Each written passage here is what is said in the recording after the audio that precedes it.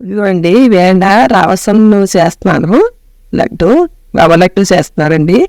పిల్లలు చాలా ఇష్టంగా తింటారు. ఇవి నేను ఎలా చేస్తానో మిక్సీ పెడతానండి. ఇదిగోనండి బొంబాయి రవ్వ కప్పు తీసుకున్నారండి.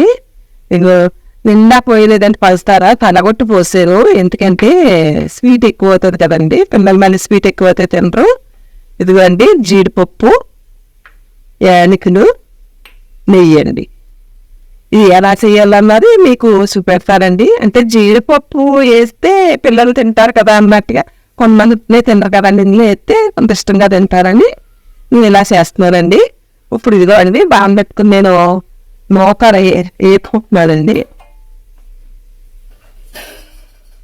ఇలా మోక వేపుకుంటున్నానండి.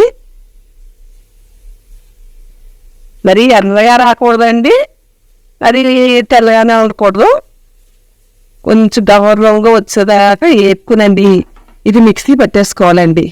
కాస్తారా ఇది మిక్సీ పట్టేసుకుని, జీడిపప్పు కూడా మిక్సీ పట్టేసుకుని 3 మీకు కలిపేసి చూపెడతాను. కలిపేసి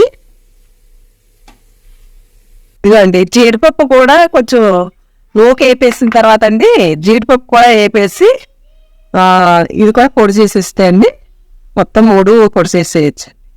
ఇదిగోండి నేను ఆడేసాను.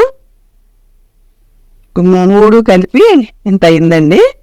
ఇప్పుడు దీంట్లో అండి నేను గ్యాస్ మీద నెయ్యి పెట్టుకుంటానండి.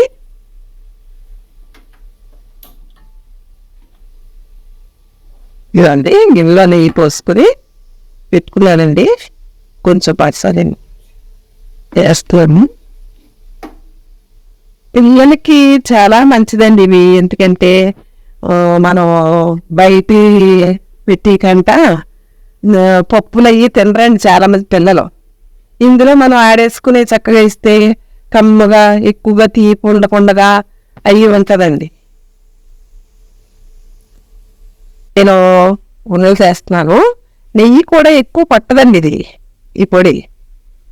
ఇదిగోండి సైజుని బట్టి చిన్నగా చేసుకోవచ్చు. పిల్లలు ఇలా పట్టుకుని తినేలా చేసుకుంటే అండి చిన్నగా చాలండి. నేను పిల్లల కోసం చెప్తున్నానండి.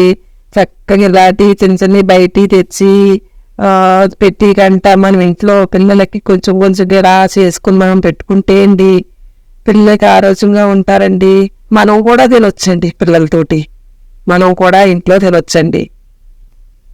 ఇదిగోండి లడ్డూలు రెడీ అయిపోయినాయండి. అల్లావునాయండి ఆ పిండికి. చాలండి 2 రోజులు 4 రోజులు తింటారు. మళ్ళీ చేసుకోవచ్చు. అలాగా ఎక్కువ చేసుకుని ఇంట్లో పెట్టుకునే గంట నిమిషంలో అండి ఒక పావు గంటలో మీకు ఈ లడ్డూలు రెడీ అయిపోతాయండి. ఎంత అన్ని ఇంట్లో ఉంటే ఎంతసేపు అండి చేసుకుంటాం. నాకు లైక్ చేయండి, సబ్స్క్రైబ్ చేయండి, షేర్ చేయండి. థ్యాంక్ యూ అండి.